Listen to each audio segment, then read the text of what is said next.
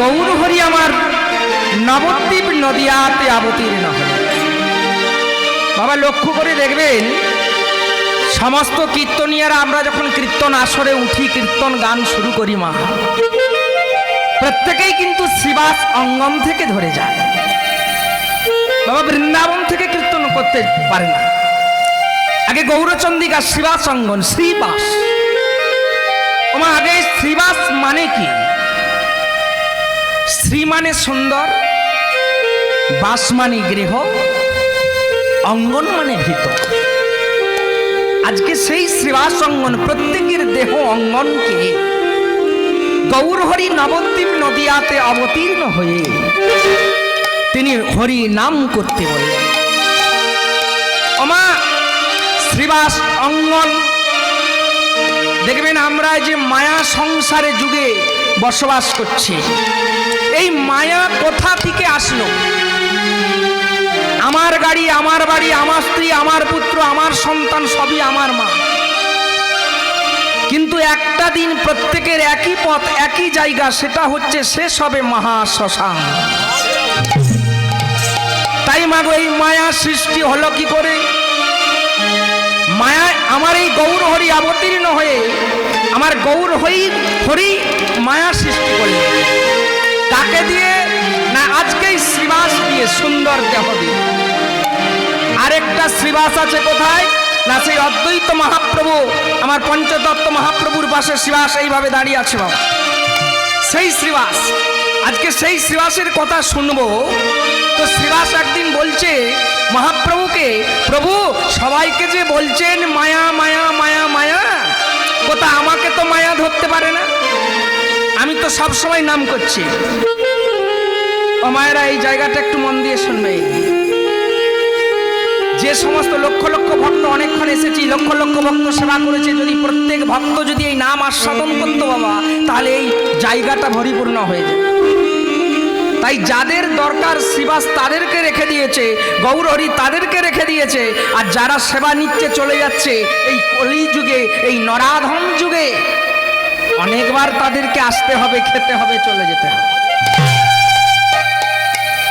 ওমা বাবা, এই যে সেবা, সেবার পরে নাম, চৈতন্য চরিতামৃতে বললেন, নাম অপরাধে হয় সেবাতে খণ্ডন, সেবা অপরাধ হইলে নরকে গমন। আমার সেবা করেছে যারা, চলে গেছে দূর, কীর্তন শুনবো না, পেটটা ভরে গেছে, তারা কিন্তু নরকে গমন করলো, সেবা কিন্তু হলো না। সেবা নাম একসঙ্গে নিলে তবেই কিন্তু এই জন্মে আর থাকবো, পরজন্মে গোবিন্দের চরণে গিয়ে আস্বাদন করব, আর আসতে হবে না। তাই শ্রীবাস একদিন বলছে আমি তো নাম করছি, নাম আস্বাদন করে দিচ্ছি, আমাকে তো প্রভু মায়া ধরে না। এই কলির জীবীকে কেন মায়াই পরিপূর্ণ করলে? পরিপূর্ণ করিলে আমার গৌরহরি কি করছে? তিনি শ্রীবাসকে বলছে, শ্রীবাস মায়া কি জিনিসটা তুমি দেখতে চাও? তুমি মায়া দেখবে না? বললে হ্যাঁ আমি মায়া দেখবো, আমাকে ধরা। তো বাবা কি করলেন? সত্যযুগে মা, আজকে সত্যযুগে এই শ্রীবাসকে, তিনি ছিলেন দেবর্ষি নারদ। নারদ মুনি গোবিন্দকে সঙ্গে নিয়ে চলেছে, মায়া দেখবো, মায়া। এই কলির জীব যে মায়ায় বশীভূত হয়ে যা। আমার মায়া বশীভূত হবেন না? দেখবেন 5টা বাজলেই মায়েরা মায়ায় বশীভূত হয়ে যাবে। ঘরকে গেলে বৌমা গন্ডগোল করবে, জল দিতে হবে, সন্ধ্যে দিতে হবে, ডিউটি। মায়া মায়া টানছে, কীর্তন শুনবো না, সন্ধ্যে দিতে হবে, চলে যাবে। তাই কি করলেন? আমার নারায়ণ আমার দেবর্ষি নারদকে নিয়ে চলেছে, আর দেবর্ষি নারদ বলছে, প্রভু কেমন মায়া আমাকে আকর্ষণ করতে পারে, আমি আপনাকে দেখি। ওমা বলছে, চলো তাহলে মায়ার দর্শন করতে যাব। আমার গোবিন্দ এগিয়েছে, বাবা নারায়ণ এগিয়েছে, আর কি করেছে বাবা? আর দেবর্ষি নারদ বিনা যন্ত্রে নাম করতে করতে চলেছে। কেমন নাম করতে করতে চলেছে, আর বিনাকে বলছে, বিনা একবার গাও গাও গাও গাও গাও গাও। ওমা ঠিক এইভাবে গাও বিনা, গাও বিনা, নন্দ গৌদিনা গৌদিনা নন্দ গৌদিনা গৌদিনা নন্দ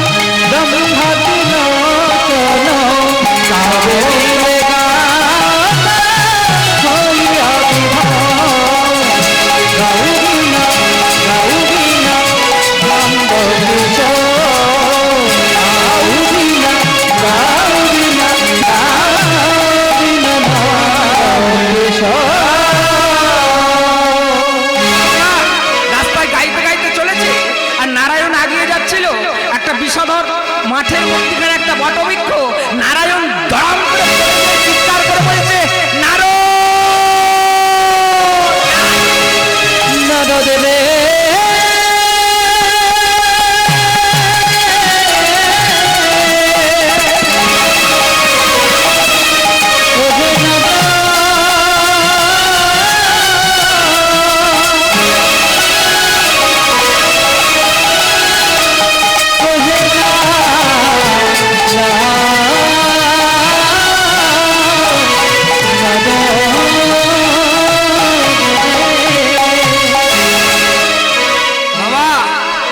দেবর্ষিকে ডেকেই আমার অন্তর্জামিন ভগবান নারায়ণ দাম করে পড়ে গেছে।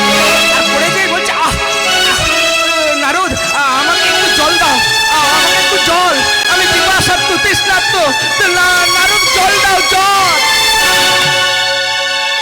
দেবর্ষি বলছে, প্রভু এই মধ্যি মাঠে জল পাবো কোথায়? প্রভু আমার সৃষ্টি করলেন একটি দূরবর্তীখানে মায়াবী পুষ্করী, আর অতি সুন্দরী রমণী সেজে মায়াকে বললেন, মায়া তুমি ওই ঘাটের মধ্যে নগ্না অবস্থায় জলকেলি করো। দেবর্ষিকে বলল, নারদ তুমি একটু এগিয়ে যাও, একটু এগিয়ে গেলে তুমি ওইখানে কি একটা বড় পুষ্করণী আছে দেখবে, তুমি একটু জল নিয়ে এসো, নাহলে আমার জীবন চলে যাচ্ছে। ওমা তাড়াতাড়ি দেবর্ষি নারায়ণের কথা শুনে ছুটতে ছুটতে ছুটতে ছুটতে গিয়ে দেখলেন একটা বড় পুষ্করণী, একটা অতি সুন্দর রমণীমা মায়া নারী সেজে জলখেলি করছে বাবা, অর্ধ কাপড় নগ্ন অবস্থা। আর দেবর্ষি নারদ একবারে পুষ্করিণীর ধারে গিয়ে মায়ার দিকে লক্ষ্য করেছে, আর এদিকে চিন্তা করছে, প্রভু জল জল করে চিৎকার করছে, জল তো নিয়ে যাব, অনেক দূর এসেছি, হাতে করে তো যাবে না, কি করে নিয়ে যাব? তাড়াতাড়ি গায়ে রামাবলীটা ছিল বাবা, রামাবলীটা খুলে নিয়ে আর যখনই পুষ্করিণীতে গিয়ে রামাবলীটা ডুবিয়ে দিচ্ছে, যে ভিজে অবস্থায় রামাবলীটা নিয়ে গিয়ে আর আমার প্রভুর অঙ্গে বদনে একটু নিচুড়ে দেয়। আর যখনই ডুবিয়ে দিয়েছে, আর মায়া আমার কি করলো, দেবর্ষির হাত ধরলেন দেবর্ষি। আর যখনই মা নয়নে নয়নে দর্শন হলো, হরিবল হরিবল। বাবা আমরা সবাই মায়াই বশীভূত, মা মা বাবা সবাই অনেক জায়গায় যাই, জিজ্ঞাসা করি মায়েদের বাবাদের আলাদা উন্নয়ন হয়েছে কিনা, এখানে হয়েছে নাকি? পালা ভাগ হয়েছে? হরিবল হরিবল। তো আমার মেদিনীপুরে হয়ে গেছে আমি জানি। এই যে বাবা চোখে চোখে দেবর্ষি নারদের সঙ্গে মায়াই দৃষ্টি হলো, আমাদেরও হয়ে গেছে। আর কে মা কে বাবাকে চিনি, এখন শ্বশুর বাবা শাশুড়ি মা। বাবাকে লাত বেজে গেলে বলি, দেখতে পাওনি বুড়ো হইছো, বসে আছো। আর শ্বশুরকে যদি একবার লাত বেজে যায় 10 বার প্রণাম করতে হয়। কেন মা? না ঘরে আছে মায়া, সে রেজ যা ঢিলা হয়েছে টাইট করে দেবে। তো দেবর্ষি নারদ কি করলো, এদিকে প্রভুর কথা ভুলে গেল, মায়ার অঙ্গে আবির্ভূত হয়ে গেল, রয়ে গেলেন বেশ কিছুদিন। তাকে বিবাহ করলো, পুকুর পাড়ে একটি বাড়ি তৈরি করলো, আর একটি সন্তান সৃষ্টি হলো। সন্তানের নাম দিলেন রাম। বেশ কিছুদিন চলে যায়, 12 বছর বয়স সন্তান। ভগবান এখানে পড়ে পড়ে চিন্তা করছে, এবারে দেবর্ষিকে জিজ্ঞাসা করতে হবে মায়া কি জিনিস। এবারে ধ্যান ভঙ্গ করতে হবে। হঠাৎ করে কোনো বিপাক দুর্যোগে সেই রাম 12 বছরের দাঁড়িয়ে থাকতে থাকতে মুখের দিকে রক্ত উঠে মারা গেল। যখনই মারা গেল, দেবর্ষি কাঁদতে কাঁদতে বলছে, হে ঠাকুর, হে দয়াময়, কি আমার সন্তান মারা গেল কেন? আমি তো এসেছিলাম জল আনতে, আমার প্রভু জলের জন্য চিৎকার করছিল, চটপট করছিল, আমি তো জল আনতে এসেছিলাম। আমার যখনই সন্তান মারা গেছে, প্রভুর কথা মনে পড়েছে। এটা যখন হয়নি, যেখানেই যায় গোবিন্দ একটু দিবার মতো দেবে। আর যখনই খোল বাজাতে শিখে গেছে বাবা, আর প্রভুকে বলছি নি দেবার মতো দেবে, আর তার কথা জিজ্ঞাসা করছি। এবার বলছি, প্রভু একটু ভালো করে মানুষ করে দে। আমার মায়া শুধু আমার বড় হোক, আমার। এদিকে দেবর্ষি ছুটতে ছুটতে এসেছে, আর প্রভু অঙ্গে ছটপট করছে, আর ছুটতে ছুটতে মায়াও ছুটে এসেছে। এসে বলছে, প্রভু দয়াময়, প্রভু গো, আমি জল আনতে গিয়েছিলাম, আমি জল আনতে গিয়েছিলাম, আমি জল আনতে গিয়ে এই নারীটার মোহই পড়ে, মায়াই পড়ে আমি রয়ে গিয়েছিলাম। আমি তোমাকে অভিশাপ দেব। ওমা ভালো করে শুনুন, দেবর্ষি অভিশাপ দিচ্ছে তাকে, মায়াকে। আমি তোমাকে অভিশাপ দেব, তোমার মায়াই মোহই পড়ে আমি এতদিন আমার ভগবানকে ছেড়েছি। আর এখানে নারায়ণ এখনো উয়া করছে বাবা ভক্তের জন্য, একটু জল দাও, একটু জল দাও, একটু জল। ছুটতে ছুটতে দেবর্ষি চরণতলে প্রভুর পড়ে গিয়ে বলছে, ও গো নারায়ণ, তুমি দেখা দাও,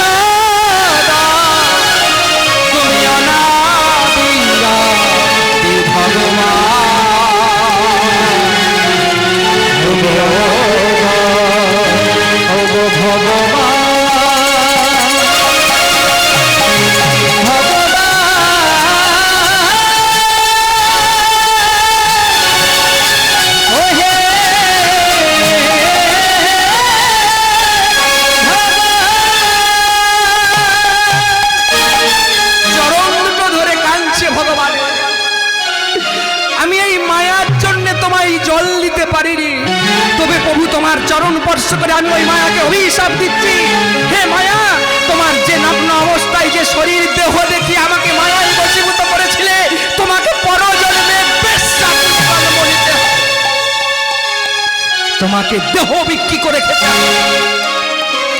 মায়া ছুটতে ছুটতে কাঁদতে কাঁদতে প্রভুর চরণ তলে এসে বলছে, দয়াময়, দেবর্ষি যে বললো আমাকে দেহ বিক্রি করে খেতে হবে, আমাকে আমি তো আপনার কথাই তো গিয়েছিলাম দেবর্ষিকে মায়া দেখাতে। আমার নারায়ণ বলছে, মায়া তুমি পরজন্মে মোহিনী রূপে জন্ম নেবে। কলকাতায় বাগবাজারে তুমি বেশ্যালয়ে জন্ম হবে, আমি যেদিন মদন মোহন রূপে বিষ্ণুপুরে জন্মগ্রহণ করে আমি যেদিন যাব তোমার বাগবাজারে গিয়ে চরণ দিয়ে তোমাকে উদ্ধার করব, তোমার মোহিনী থেকে নাম হবে মালিনী। আর কলিযুগে যেদিন আমি আসব, ওগো দেবর্ষি নারদ, তুমি মায়া দেখতে চেয়েছিলে, মায়া দেখিয়েছি, তোমার নাম হবে কলিযুগে শ্রীবা। তাই তুমি আজ অঙ্গনে এসেছে মা শিবাস অঙ্গনে, আজকে সেই শ্রীবাস আর সেই মোহিনী আজকে মালিনী, আজকে শিবাস অঙ্গনে গৌর হরি কীর্তন করছে। আর নবদ্বীপ নদীয়ার মধ্যে মায়েদেরকে বলছে, ও মা, এই নাম আস্বাদন করতে হবে, এ নাম ভোলা যাবে না বাবা, এই নাম। আরেকটা কথা বলি মা, দেখবেন এখন লাঠি ঝাঁটা মুখ বকা অনেক কিছু খেতে হয় মা, কিন্তু যাবার সময় কেউ সঙ্গে যাবে না, সঙ্গে যাবে না, তবে যাবে শুধু শিখল করো তালার নাম। না বলে আগে নাম, আগে নাম, আগে নাম, আগে না, বলছে আগে নাম, আগে নাম। ওগো আত্মমহৎ ভাস থেকে আমার বাড়ি, আমার গাড়ি, আমার স্ত্রী, আমার আত্ম, সেখান থেকে নাম, সেখান থেকে না। তাই গৌর হরি বলছে এই নাম আশ্রয় করে যেতে হবে। তাই সকলেই মা একবার জোরে করজোড়ে নাম করতে করতে লীলায় প্রবেশ করব, ছোটবেলা তো। তাই কি বলছে, এই হরি নাম ভুলো না, ভালো না, ভালো না, ভালো না,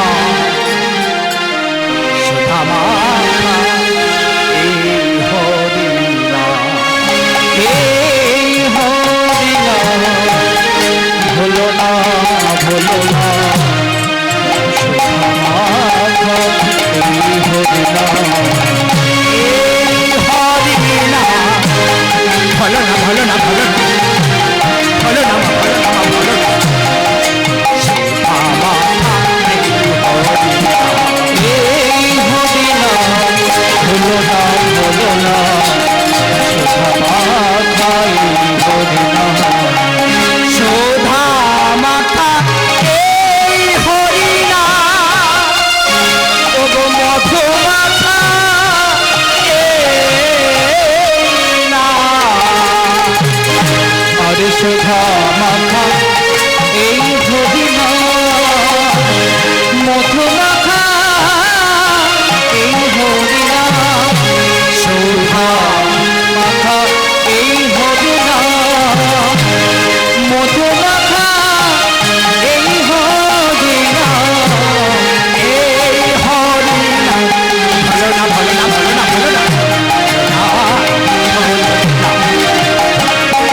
এই হরি নাম, ভুলো না, ভুলো না, সুধা মাখা এই নিতাই গৌর হরি বল।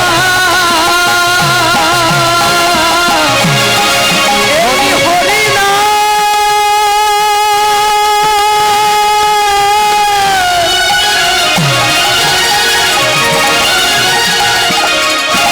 হরি নাম।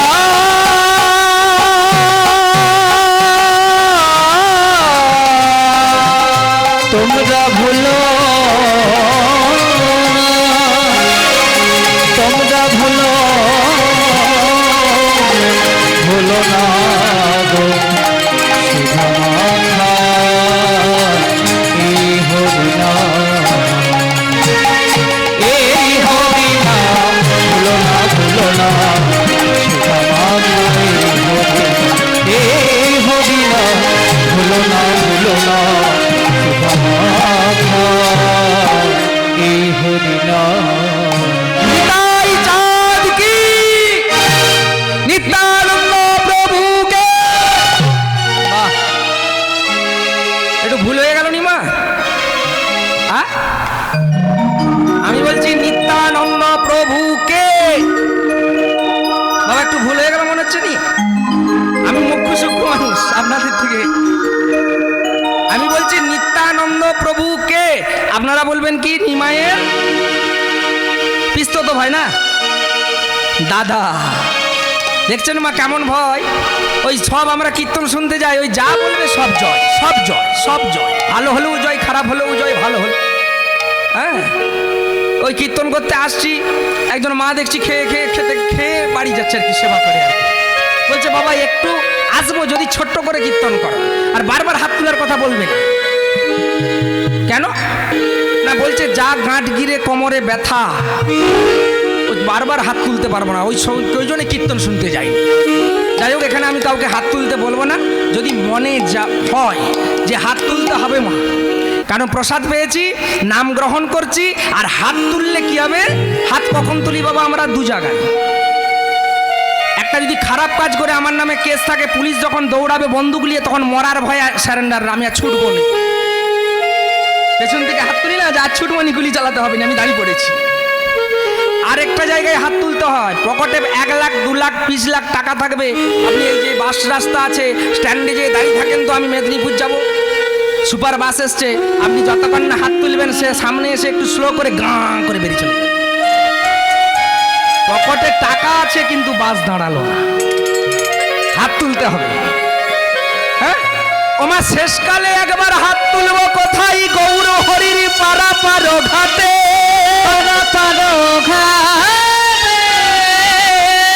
ওগো দয়াময়ী দয়া করে এবারে পার করে দাও, তাই তোমার চরণে শরণ